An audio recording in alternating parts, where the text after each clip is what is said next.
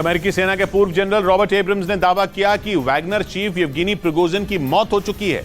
इसके साथ ही उन्होंने पुतिन और रूसी सेना पर प्रिगोजिन के मुद्दे पर झूठ बोलने का आरोप लगाया, क्योंकि उनका दावा है कि रूस के खिलाफ बगावत करने के बाद प्रिगोजिन को मार दिया गया। अमेरिकी सेना के पूर्व जनरल रॉबर्ट एब्रम्स के मुताबिक पुतिन के इशारे पर ही वैगनर चीफ को ठिकाने लगाया गया। हालांकि उन्होंने इस बात की भी आशंका जताई कि अगर प्रिगोजिन को मारा नहीं गया है तो उन्हें रूस की किसी जेल में कैद कर रखा गया है। इसी के साथ उन्होंने पुतिन और रूसी सेना पर झूठ बोलने का भी आरोप लगाया, क्योंकि हाल ही में रूसी सेना के हवाले से ये खबर सामने आई थी कि विद्रोह के बाद 29 जून को पुतिन और प्रिगोजिन की मुलाकात हुई थी, लेकिन अमेरिकी सेना के पूर्व जनरल ने मुलाकात की इस खबर को फर्जी बताया और साथ ही दावा किया कि वैगनर चीफ की मौत हो चुकी है। और उनके दावे को पुख्ता करने वाली खबर ब्रिटेन के मीडिया से आई, जिसके मुताबिक वैगनर ग्रुप के चीफ येवगेनी प्रिगोजिन पेट के कैंसर से जूझ रहे हैं और इसी बीमारी ने उनके दिल से पुतिन का खौफ निकाल दिया।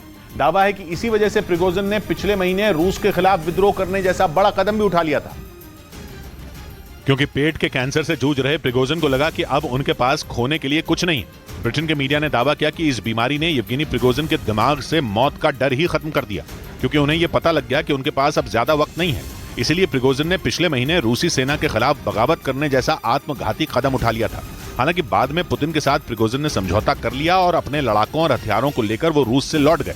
इसके साथ ही दावा किया गया कि प्रिगोजिन को लंबे वक्त से ये बीमारी है और बढ़िया इलाज की वजह से उनकी हालत में सुधार भी है। इस बीच रूस के मीडिया ने दावा किया कि बगावत के बाद वैगनर ग्रुप ने रूसी सेना को 2000 से ज्यादा हथियार सौंप दिए। पिछले महीने इस ग्रुप के मुखिया येवगेनी प्रिगोजिन के आदेश पर सैकड़ों लड़ाके रूस की राजधानी मॉस्को की तरफ रवाना हो गए थे, लेकिन बाद में अचानक प्रिगोजिन ने अपना इरादा बदल लिया। पश्चिमी मीडिया के मुताबिक पुतिन और प्रिगोजिन के बीच समझौता हुआ, जिसे कराने में बेलारूस के राष्ट्रपति अलेक्जेंडर लुकाशेंको का बड़ा हाथ था और उस समझौते के तहत वैगनर ग्रुप के लड़ाके बेलारूस की तरफ रवाना हो गए। इस दौरान उन्होंने रूसी सेना को अपने हथियार और गोला बारूद भी सौंप दिए। रूस की मीडिया ने दावा किया कि वैगनर के लड़ाकों ने 2000 से ज्यादा टैंक, रॉकेट लॉन्चर और एंटी एयरक्राफ्ट सिस्टम समेत कई दूसरे हथियार पुतिन की सेना को सौंप दिए। ये वो हथियार थे जो यूक्रेन में जंग लड़ने के लिए पुतिन ने वैगनर लड़ाकों के लिए भिजवाए थे, लेकिन बगावत के बाद उन्हें यह हथियार रूसी सेना को सौंपने पड़ रहे हैं। इस बीच बेलारूस ने दावा किया कि वैगनर ग्रुप के लड़ाके उसके सैनिकों को बेलारूस में ही युद्ध की ट्रेनिंग देने में जुटे हैं। ये पहली बार है जब बेलारूस ने खुलकर माना कि बगावत के बाद रूस से लौटे इस ग्रुप के लड़ाके उसके देश में हैं।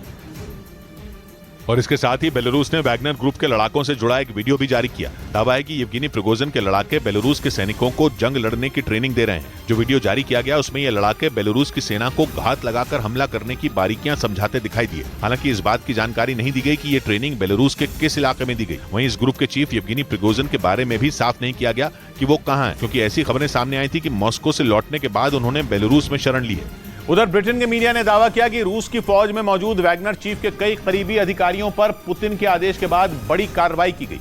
आरोप है कि उन अधिकारियों ने पिछले महीने रूस के खिलाफ विद्रोह करने में येवगेनी प्रिगोजिन की मदद की और रूसी सेना के उन्हीं अधिकारियों की मदद से प्रिगोजिन अपने लड़ाकों को लेकर मॉस्को की तरफ रवाना हुए थे। ब्रिटेन के मीडिया के मुताबिक इस बात का पता चलते ही पुतिन का खून खौल उठा और उन्होंने प्रिगोजिन का साथ देने वाले अधिकारियों का पता लगाने का फरमान जारी कर दिया। खबर है कि बगावत की उस घटना के बाद रूसी सेना के 13 बड़े अधिकारियों की पहचान की गई और फिर उन्हें गिरफ्तार कर लिया गया। उनमें कुछ को तो सेना से हटा भी दिया गया। ब्रिटेन की मीडिया का दावा है कि पुतिन से गद्दारी करने वाले अधिकारियों में जनरल सर्गेई सुरोविकिन भी शामिल हैं, जो पिछले महीने से ही कहीं नजर नहीं आए।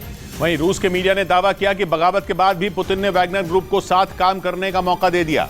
पिछले महीने वैगनर ग्रुप के चीफ येवगेनी प्रिगोजिन ने पुतिन से बगावत की थी। अपने सैकड़ों लड़ाकों के साथ मॉस्को की तरफ वो बढ़ रहे थे। हालांकि बाद में एक समझौते के बाद वो पीछे हट गए थे, लेकिन रूस के मीडिया के मुताबिक बगावत के बावजूद पुतिन ने वैगनर ग्रुप को साथ काम करने का मौका दिया। दावा किया गया कि पुतिन ने इसके लिए वैगनर ग्रुप के मुखिया येवगेनी प्रिगोजिन के सामने कुछ शर्तें रखी, लेकिन पुतिन की शर्तों को उन्होंने मानने से इनकार कर दिया, जिसके बाद वैगनर ग्रुप और रूसी सेना के रास्ते अलग हो गए।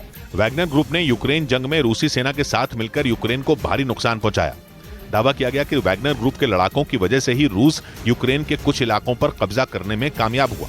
माना जा रहा है कि इसीलिए पुतिन ने वैगनर ग्रुप को बगावत के बाद भी साथ काम करने का मौका दिया, लेकिन वैगनर ग्रुप इसके लिए राजी नहीं हुआ।